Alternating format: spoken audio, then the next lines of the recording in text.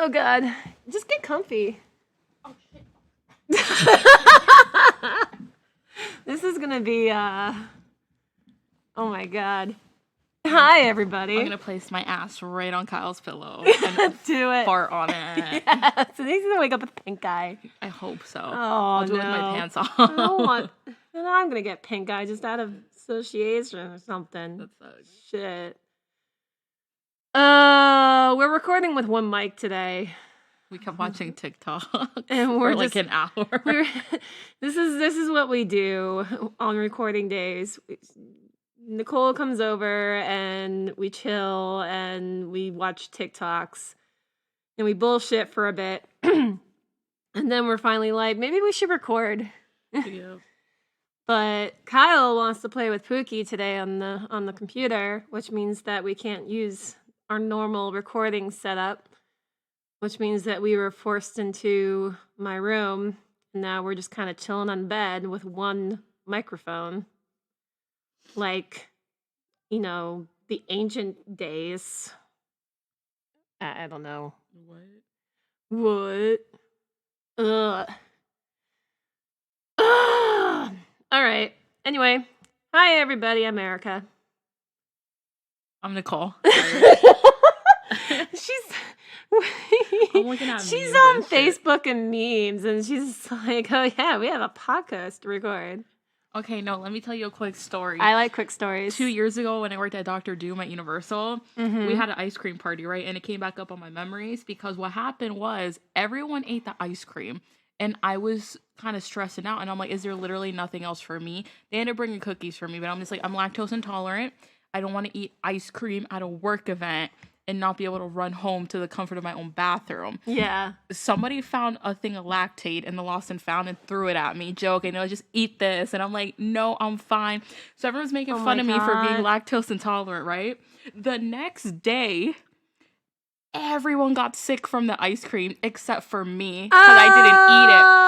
And I was just like, God protected me and hurt all of you. So it came up in my memories. That's amazing. They just kept making fun of me for being lactose intolerant. They threw lactate at me. Yeah. And I'm like, God hurt you and he saved me. That's literally totally what it was. Oh my God, that's hilarious. That's what you get. Yelp. Ay, ay, ay. Ah. You want to just like jump into it? Yeah, let's just jump into it. I'm joking. Yeah. This is an interesting setup. We're literally like 2 inches apart from each other. Yeah, we're just like laying on the bed. Yeah, we're just chilling. Chilling, McMillan. On our tummies, feet up, swinging. Yelp. With the skull in the background. Sleepover style. We're totally sleepover styling this. I miss Stephanie. Stephanie needs to join us. Can we record the podcast with like auto-tune filter one day? Oh my God. And then one day I went to the do-do-do-do-do. Okay. All right. Anyway, so let's get into it. Do you want me to start or do you want to start? You can start. Cool. I'll turn this mic towards me then. Ugh. All right. So I have been on a bit of a like like 15th century kick with King Henry and all that shit. Oh, you have?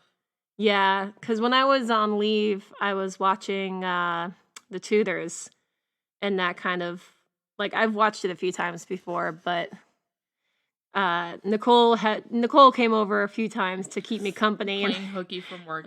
She's like, playing hooky. So she's like, I'm bored. I'm like, me too, come over. And I would just be sitting there on my ass watching The Tudors. But anyway, it really got me to, like, research some of the ghostly shit regarding the Tower of London. So let's talk about the Tower of London. And that's, like, one of the places that I would love to go sometime. So the Tower of London is also known as the White Tower and also known as Her Majesty's Royal Palace and Fortress of the Tower of London, and it was founded in 1066, with the White Tower in the middle being built by William the Conqueror in 1078. It was a symbol of oppression in the middle of London, and the castle was utilized as a prison from 1100 to 1952.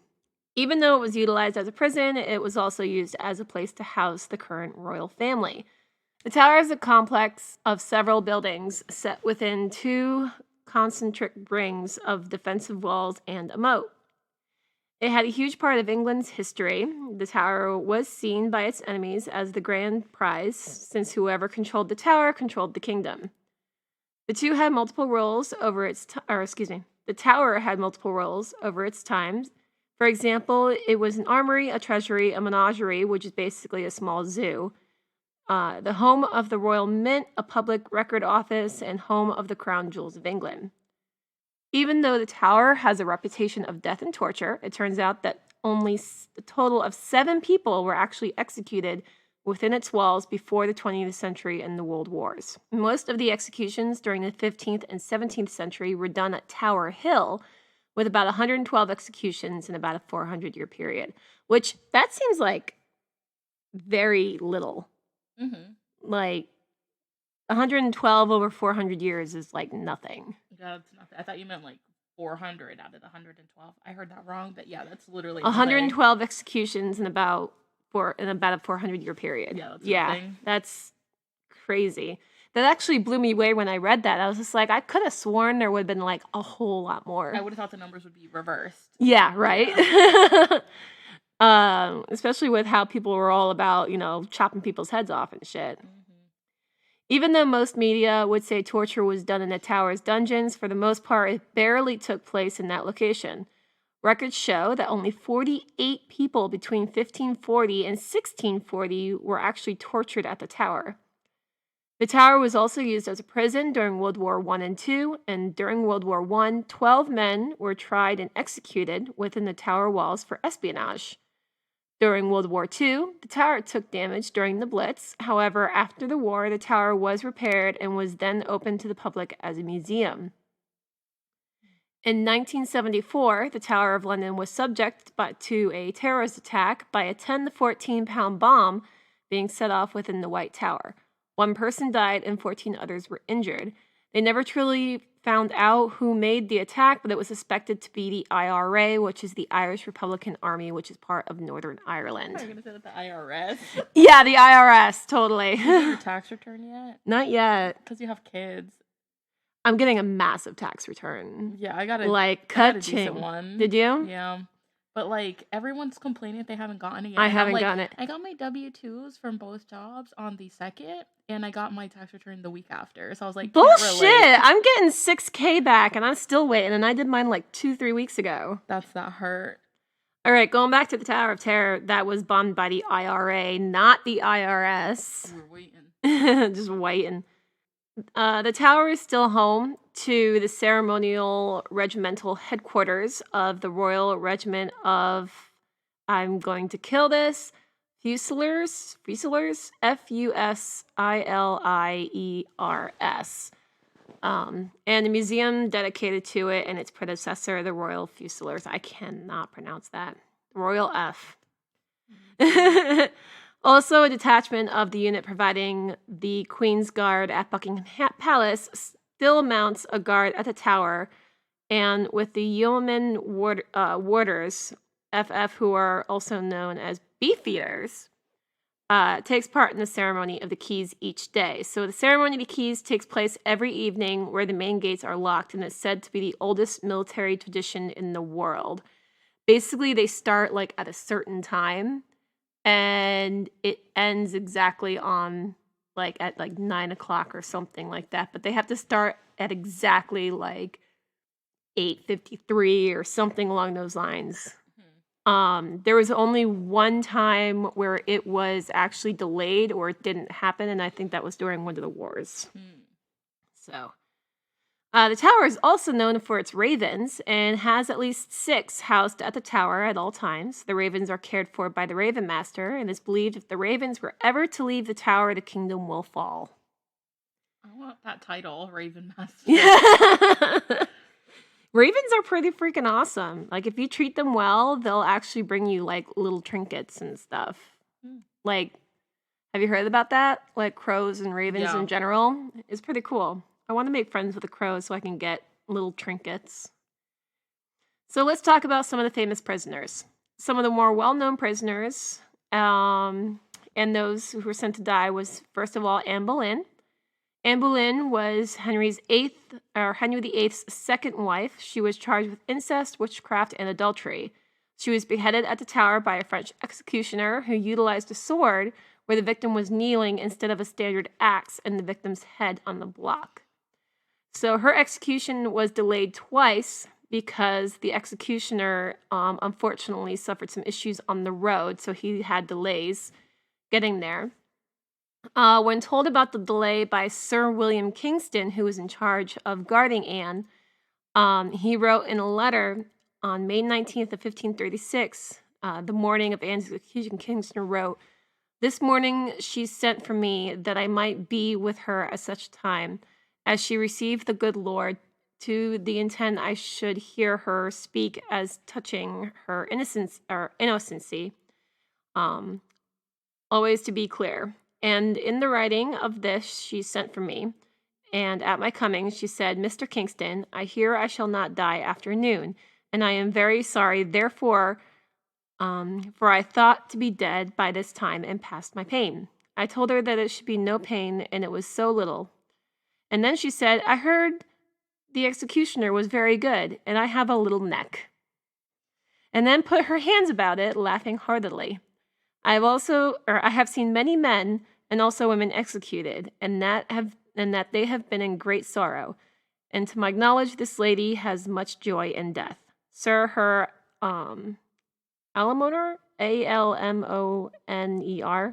can't pronounce that, is continually with her and had been since 2:00 after midnight."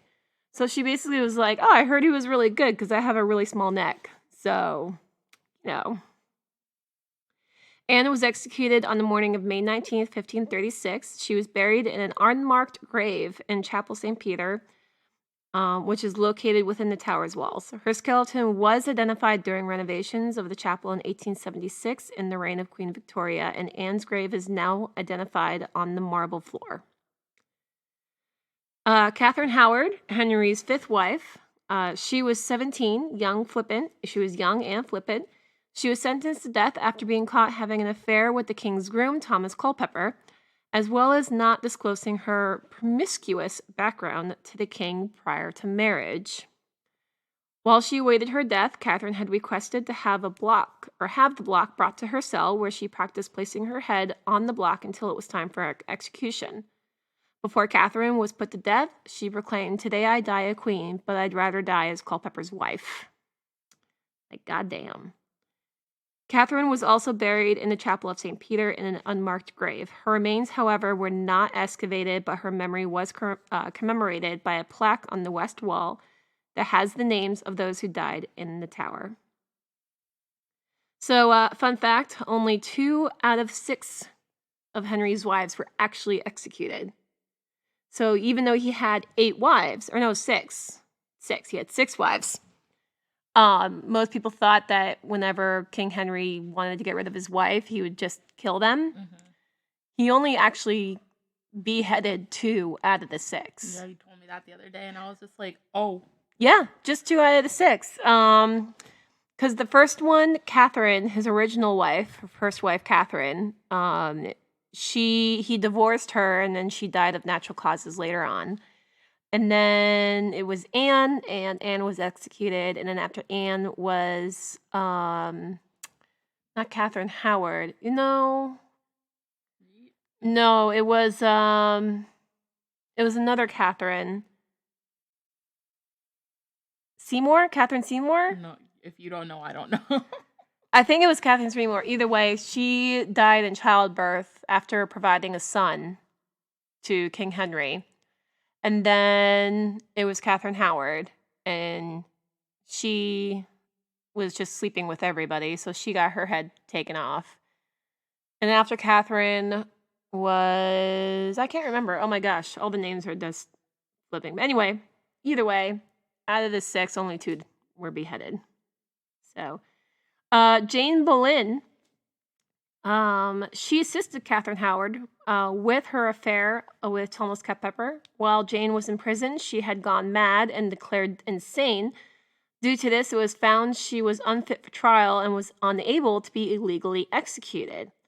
Of course, the king was determined to punish her for her role, for her role of Catherine's affairs. So he made it legal to punish those found guilty of high treason against the king. God. So he's just like, I don't care if she's insane. I still want her head to be taken off.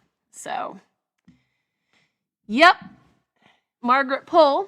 Margaret Pole was the Countess of Salisbury and had been a handmaiden of Catherine of Aragon, Henry VIII's first wife, and then governess of the Princess Mary.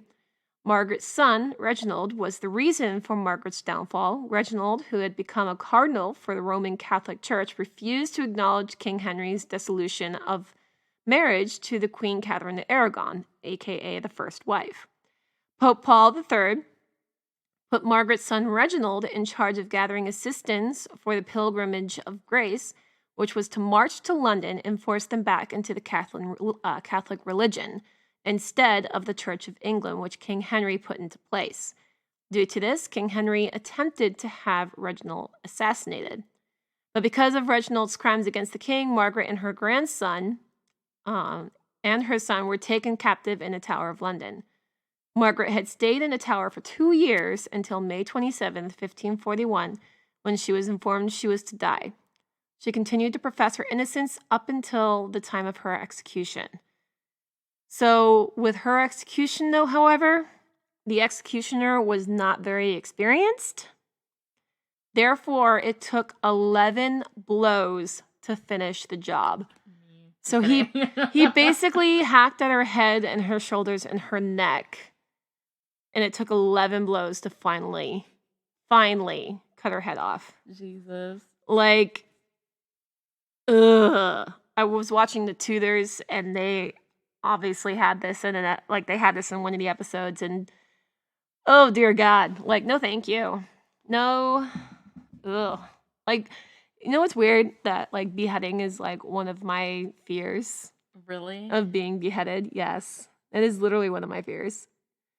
And what's crazy is that they say that the head actually remains active for 8 seconds after your head's cut off. So theoretically, so basically when your head's cut off, you're still aware of what's happening for at least 8 seconds before everything, But I mean, you die, so it's yeah, but still, 8 horrible seconds. And there was a guy who legit was like, I bet you this is the case. And he legit had his head cut off voluntarily. And he's like, I will blink multiple times after I got my head cut off. And so he had his head cut off and he blinked for up to 8 seconds. Why did he want... Because I have no idea. Because for science. For science. Bro. He had his head cut off for science. Bro, why? I don't know. So let's talk about the ghosts, finally, right? So, of course, not everybody who died in the castle was executed, as we know, prior to King Henry VIII's axing spree. King Henry IV was actually imprisoned in the Tower during the War of Roses, and on May 12th of 1471, he died. It was said he died of illness, however, some people now believe he was stabbed to death while he was kneeling for prayer at Wakefield Tower to prevent him from gaining the throne. It's said that on the anniversary of his death, his ghost is seen pacing the spot where he died, and at midnight he disappears. In 1483, Richard III took the throne and had his 2 nephews, Edward V and Richard, Duke of York, thrown into the Tower of London. Nobody really knows exactly how they died, but in 1674, the skeletal remains of 2 children were found buried under the tower stairs. So even though the remains were placed in Westminster Abbey, the children's spirits are still seen in what is now known as the Bloody Tower, dressed in white night shirts. They have also been spotted playing in the battlements, and visitors have often commented on the sound of children laughing where there are no children present. Anne Boleyn is also said to haunt the place where she had passed and can sometimes be seen at the place where her execution took place.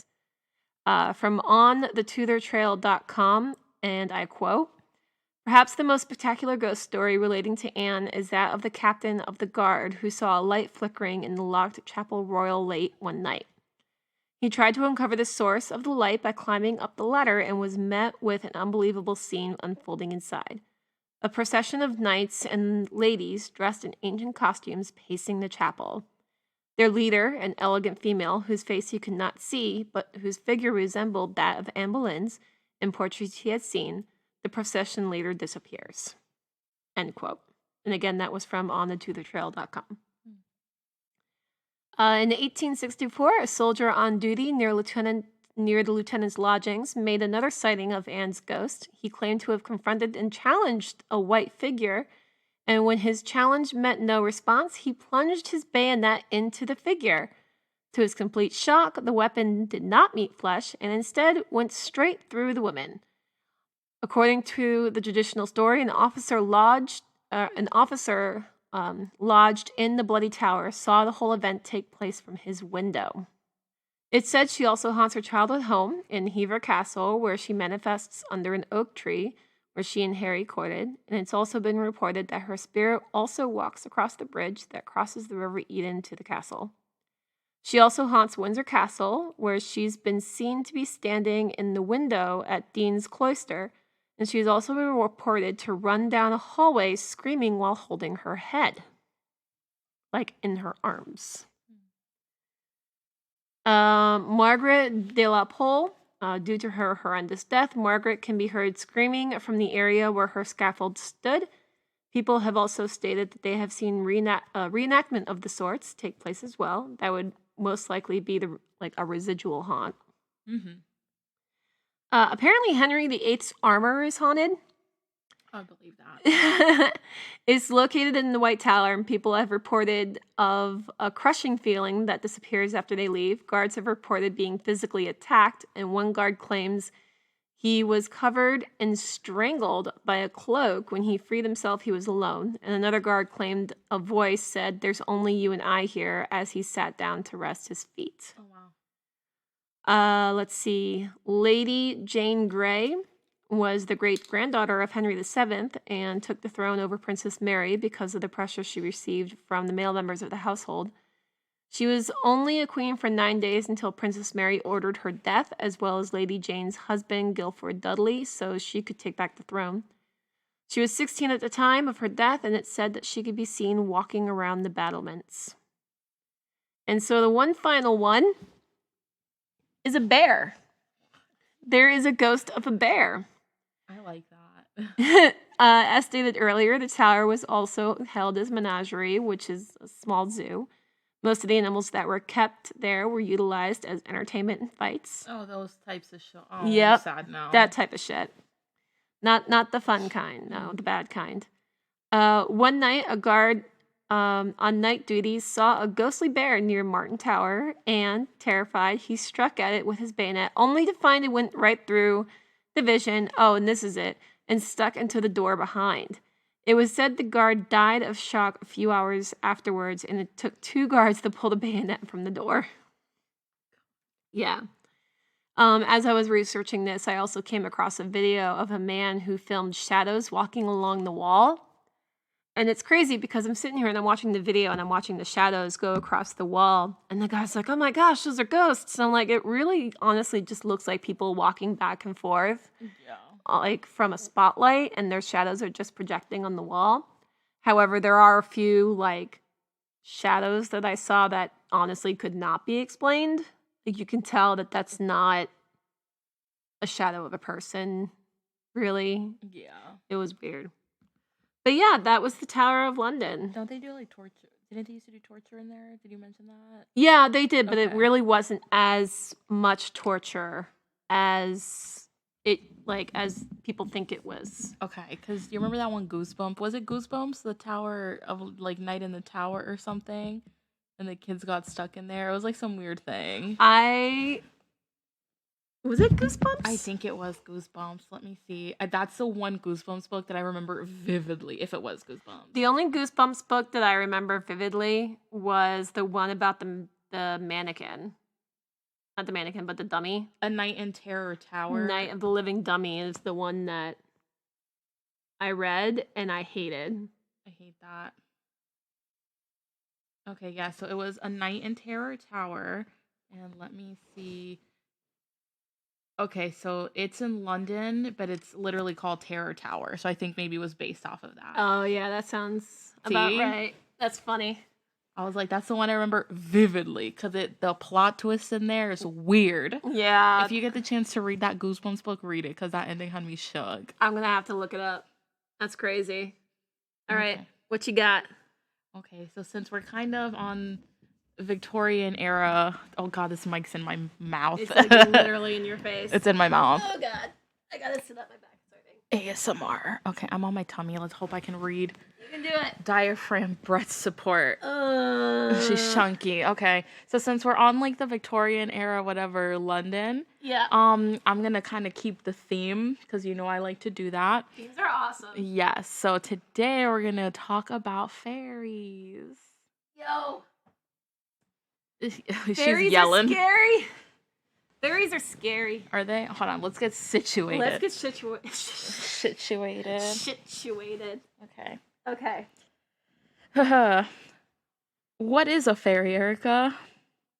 Something that you don't fuck with. That part already. A fairy is a magical creature who resembles a human. Beyond that, defining fairies is almost impossible because kind of everyone has a different thought in their head when they think of a fairy. Mm-hmm. Their legend is as old as European civilization itself. From what we know, they come in all colors, sizes, and, of course, temperaments. Not two fairy encounters are quite the same.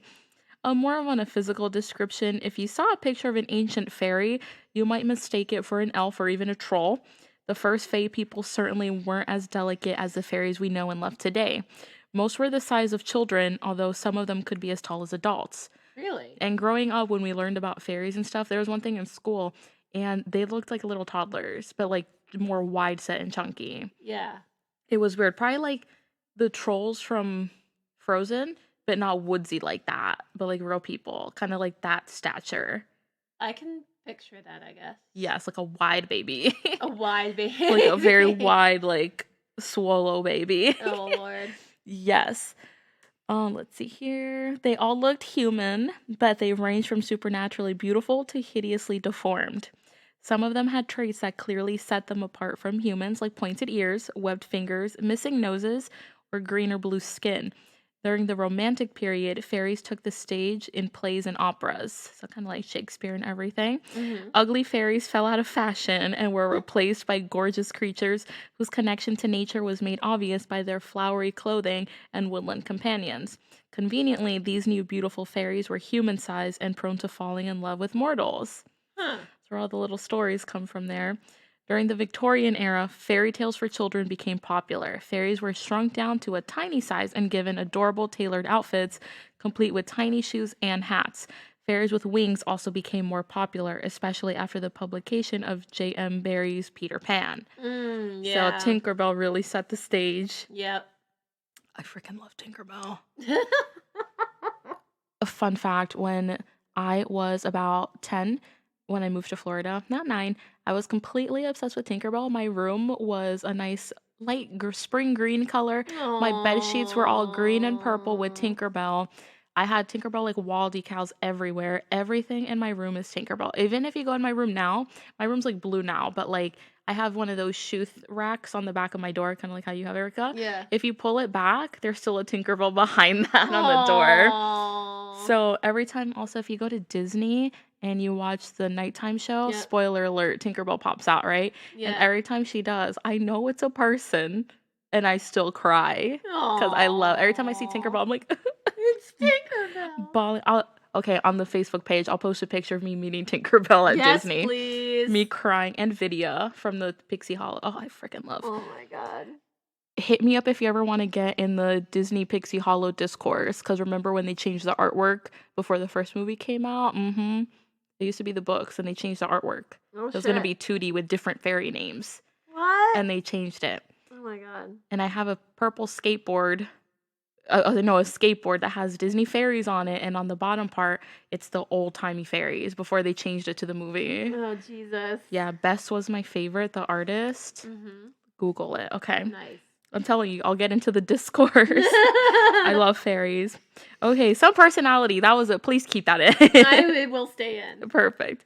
The Fae people are as diverse in personality as they are in appearance. Their most common traits are a quick wit, a love of parties. Beyond this, they come in all habits and tempers. Some fairies are helpful. They guide travelers who are lost in the forest back towards home. They help with household chores, often going to work overnight so that their hosts wake up to a happy surprise. That's what she said. If they are particularly fond of you, they might even lead you to a treasure, give you magical gifts, help you win your true love's hand in marriage, or cast a lucky charm over your life.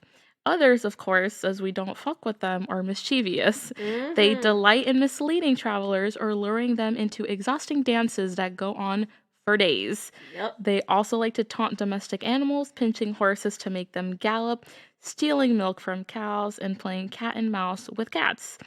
And then there are some fairies who are dangerous. Yes. So dangerous that for centuries they were called the good folk, the little people or the neighbors, because people were too afraid of them to say their name aloud. These fairies usually live in hierarchies where the king or queen is the most dangerous of all. They don't just get travelers lost, they lead them into deadly bogs. When they take a liking to a human baby, they don't cast a charm over its life. They steal it from its cradle and replace it with a sickly changeling. And if they ever share their dances or treasure with you, be sure that the gift does come with a curse. Mm-hmm. The most dangerous fairies can declare war over small disputes. Fortunately, they are more likely to go to war with other magical creatures like pixies or trolls. It's important to be aware that most fairies have fluid personalities. They can go from helpful to mischievous quickly, and despite their cleverness, they don't have to have a reason for their decisions. Mm-hmm. So please be careful if you ever get caught in a fairy circle. Yo. Boy. I've seen some TikTok videos. We love TikTok in this household. I I used to hate it, but then I hate like the cringy ones, right? Yeah. Like, you know exactly who I'm talking about, like the hype house and shit. But there's some TikToks that radiate Vine energy, and I approve. Yep. So there's like some TikTok videos where someone's just like, I totally got this little bone in my bed, and it's definitely a gift from a fairy, and I'm not having anything of it. So you gotta like go bury it outside and be like, thanks, but no thanks. Me. Like, you don't want to accept gifts from fairies. That's just inviting danger into your home. I want to see now. What? I want to accept a gift from a fairy. Yo! Fairies, if you're out there. Yo! I fucks You're with- gonna end up finding a bone or a tooth in your bed one day. Watch it be my own tooth just fell my out. God. I need new retainers, y'all. Yo. Oh my God. All right, some special abilities. My teeth are falling out as we speak. No, I'm kidding. shit. As magical creatures, fairies have almost unlimited power. They can fly, of course. They can make flowers bloom. They can conjure up gold. They can glow in the dark. They can create and cast new charms for any situation. And their curses can last for hundreds of years. Uh-huh. Fortunately, there are some measures you can take to keep fairies at bay. Marigolds, primroses, rowanwood, four-leaf clovers, and St. John's wort can all be worn or hung over doors to repel the good folk. Iron is even more powerful. An iron nail in your pocket or a horseshoe over your door will provide long-lasting safety. If you're hoping to gain a fairy as a friend, leave a saucer of milk, cream, butter, or ale for the fae people to enjoy at night. If you do this on a regular basis, you might be rewarded. We know what I'm doing tonight. Oh, no, I'm kidding. God, I'm kidding. no. I'm kidding. Yo, and then we're gonna hear that Nicole's being tortured by fae people. Yes. And Jesus. Watch me just like disappear. No, it's so scary. No, I don't want you to disappear. Please. I'm just going to cut out how to become friends with a fairy. You know? We strongly advise listeners not to become friends with fairies. Unless you want to, but I mean, do your own thing. Yeah, at the end of the day, we do not take responsibility for your actions. We don't. Nope. Do not blame us if you disappear because of fairies. Honestly. Although the word fairy comes from Old French, the concept behind these magical creatures cannot be traced back to a single source. Various Celtic and Germanic traditions merged together to create the fairies we think of today. Many scholars believe that fairies are the modern-day version of ancient pagan deities. Most regions that have a rich oral tradition dealing with fairies have a legend about the Fae people being driven underground by Christian missionaries. These stories might symbolize a very real historical fact. Worship of local deities was suppressed by Christians, still is. Gradually, as people accepted Christianity, they turned their deities into lesser magical creatures, thus preserving their traditions in a way that was compatible with Christian monotheism. A handful of bolder scholars claim that fairies, a prehistoric race of people who inhabited Western Europe, really did exist. These people were driven out of Europe by the Celts and gradually transformed into legend. The childlike size of fairies corresponds with the prehistoric humans in other parts of the world, and their fear of iron could be a cultural memory of how iron weapons were used to conquer a race of people who only had Stone Age weapons. And that gets back to it, like when I learned in school, like the little people, like that's how big humans were back in the day. Yeah. They were tiny, and we got thick in all ways. All right. And here I'm going to get into some of the, is it Greco-Roman influence, Greco, whatever. Oh, jeez. I can't speak. I'm lit. I'm kidding. I wish. Some influences here. The arrival of Romans in Europe was a double-edged sword. On one hand, they began changing the ancient culture almost immediately. On the other, they began writing down the region's oral traditions, thus preserving ancient folklore for the future generations. Long after the first waves of Roman colonization, Rome continued to have a profound effect on fairies. First, Christianity, which was enforced by the Roman Catholic Church, limited the powers of the Fae people and associated them with demons and witches. Later, the nymphs from Roman mythology were blended with fairies, turning them into beautiful creatures with strong bonds to nature. So it all kind of mixes up together there. Yeah. The first definitive text about fairies was written in the 11th century. Since then, they have found their way into many of history's most beloved legends. In Le Morte d'Arthur, Morgan, Guinevere, and Merlin are linked to the Fae people. Later versions of Arthur's stories state that he was crowned by fairies and upon death taken to a fairy realm of Avalon and buried under a fairy hill. Yes, Shakespeare's plays with fairies, A Midsummer's Night Dream, where he describes the beautiful dances and meddlesome impulses of fairies. By the mid-17th centuries, fairies had even earned their own category of literature, fairy tales. And that's never clicked in my brain before. Oh my god. That's never clicked in my brain before. Like when I read that, I was like, what? Mind blown. Right? The Grimm brothers and Hans Christian Andersen included the good folk in countless stories, as did other writers. The Victorian era saw a sort of fairy mania that spilled into poetry and painting, as well as children's literature. But it wasn't until the end of the Victorian era that the most iconic fairy of all came along. J.M. Barrie published Peter and Wendy in 1911, and Peter's fairy, like we said, Tinkerbell, immediately stole the hearts of all his readers. Aww. From there on out, the word fairy would bring a tiny, fussy person glowing with light and held aloft by delicate wings to mind. Oh, jeez. Okay. Anyways, it's cool. It is cool. So that's it for fairies. Yay! Awesome. Oh, God. We're bringing it back. My back. My back did not like that position. That's what she said.